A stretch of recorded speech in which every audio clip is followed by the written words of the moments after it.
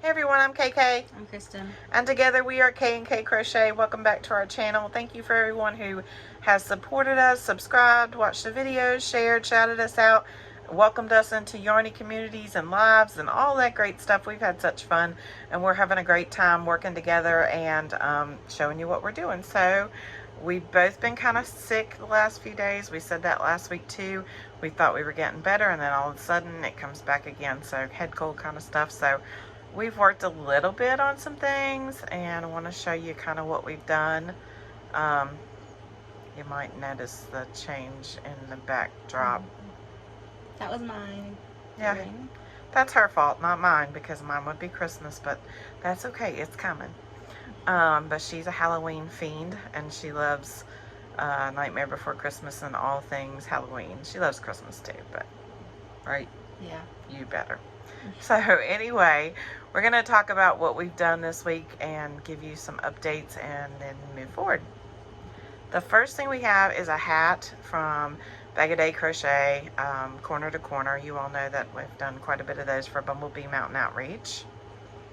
Then I did an Elmo hat with the Lion Brand's Elmo yarn, Sesame Street. I made it up.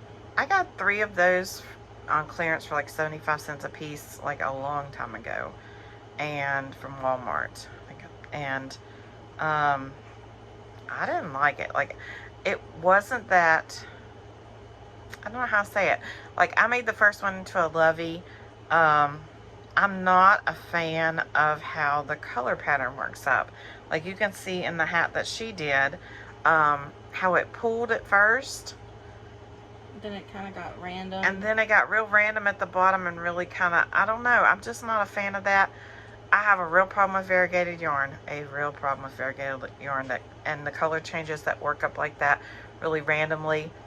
I know some people say, well, that's the fun. You don't know how it's going to work up. I don't know what it is. I don't know what it is about me that I just need to kind of, I have to see a pattern that looks like something that's not random for me to visually appreciate. And I think that's really cute the way it pulled up, but then at the bottom where it starts to do its own thing, it's like, in my mind, I can't wrap my head around what it looks like. I'm just not happy with the way that particular yarn works up. So that's why it sat in my bins for a while, and Kristen grabbed it out and decided that she'd make hats out of the last 2 that I had to give to Bumblebee Mountain Outreach. So, and then for our Christmas update, this is a star pattern that I use. It's a basic Christmas star, and usually I add a ribbon to it or a bell or a button or something, but I just wanted to show you like the basic pattern. I do not have a pattern like one that I can point to and say, hey, go get this one and do it, because I've done it so many times with so many different patterns that I just worked it up on my own and figured it out, and when it didn't work, I frogged it and did it again. So I would say pick your favorite star pattern that is a 5-point star like that, and use this jute or twine or whatever it is. You can get it at the $1.25 tree now. You can also get it at Dollar General if you have a local Dollar General, which I'm sure you all do, really cheaply in a ball. You can also get it at Walmart, and it just comes in a great big ball, and it is rough on your hands, so you'll have to lotion your hands, and like it is rough. It's very scratchy, but once you make it, it's so beautiful, and it's like the primitive stars. And you can, this one I haven't done yet, but you can spray starch it to make it hold its shape really well, and they're just gorgeous. I love these. And then this is hilarious. Okay. This is a stocking pattern. It's called Christmas Stocking by Veronica Lonquist, Lonquvist, and I'm sure I butchered her name and I'm sorry. I think it said that she was from the Netherlands. I can't remember.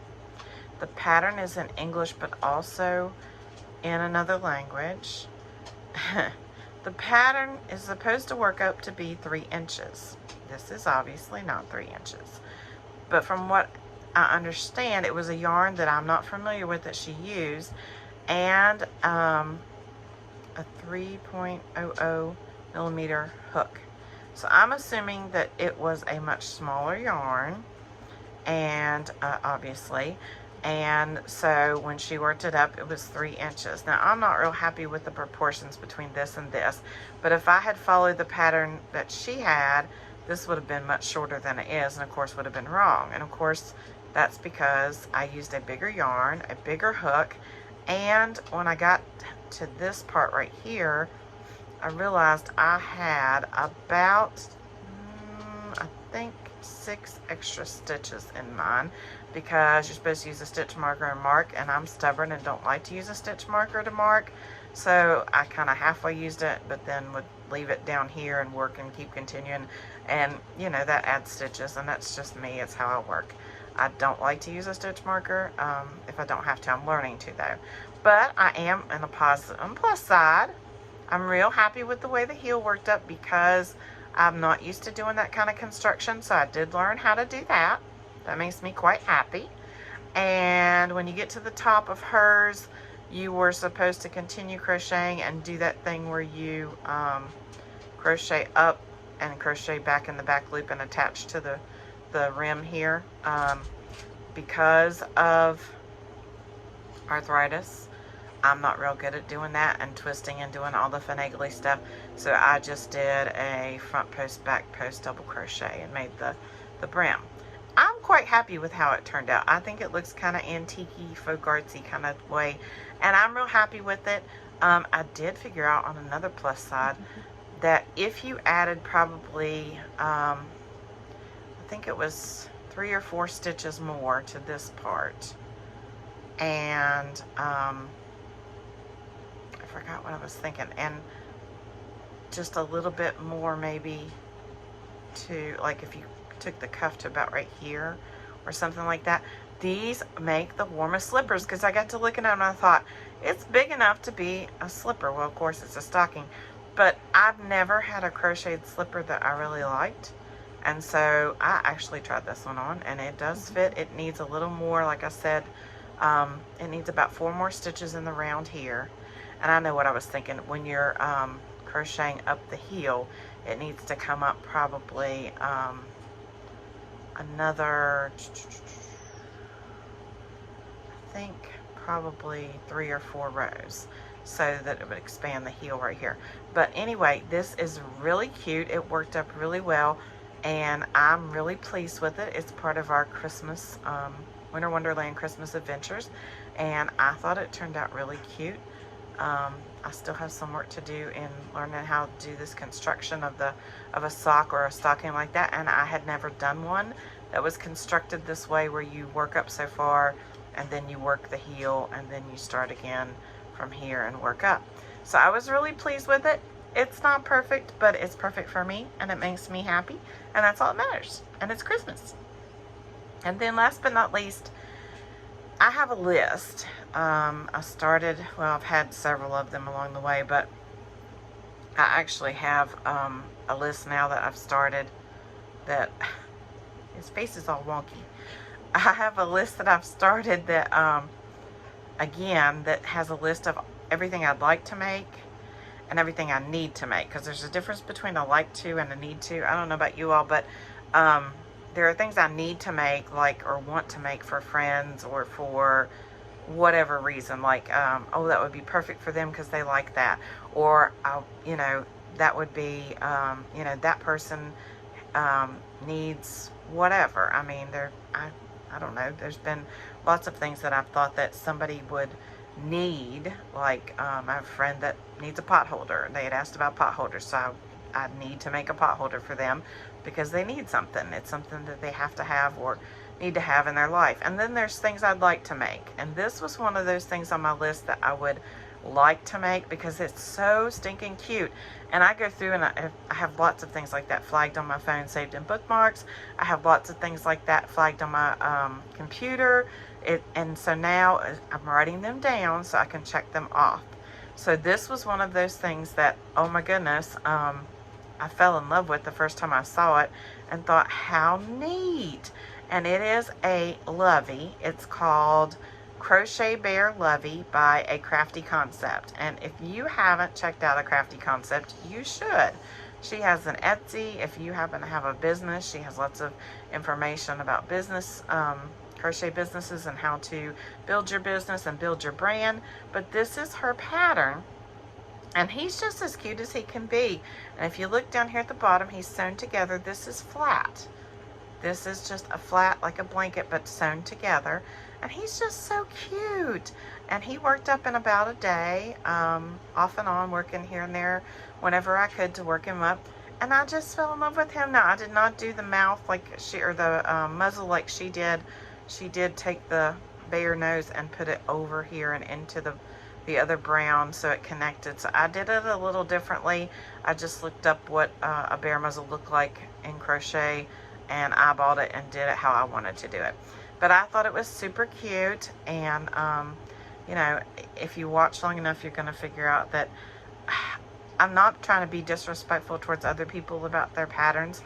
Their patterns are great, but a lot of times the way that they put something together may not work for me personally when I'm trying to put something together, because it hurts my hands, or because maybe my skill level is not where it should be. Like the stocking, my skill level definitely is not where it needs to be able to do that kind of work. I'm still learning about that particular thing because I've not done it before.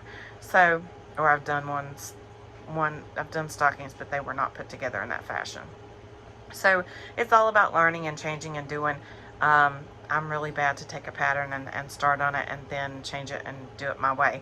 And like I said, that's not meant to be disrespectful. It's just kind of when I get into it and what I'm used to and how I like to do things and how I see it turning out. And just like the stocking on the top, I like the way it turned out better than a normal rib. I like the front post, back post double crochet.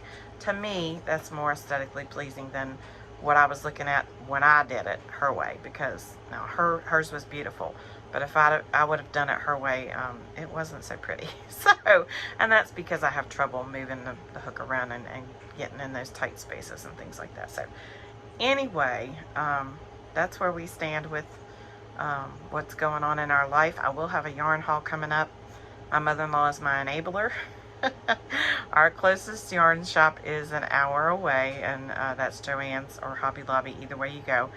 And she is headed to that town today and said, oh, do you need anything? And I said, yep, I'll make a Joann's haul. So the only thing I will say I know is coming is some yarn and some firefighter buttons. And that's one thing I haven't talked about. Our family, if you noticed in the t-shirts we wear, a lot of times there are firefighter emblems on those. Both my oldest son and my husband are firefighters, volunteer firefighters.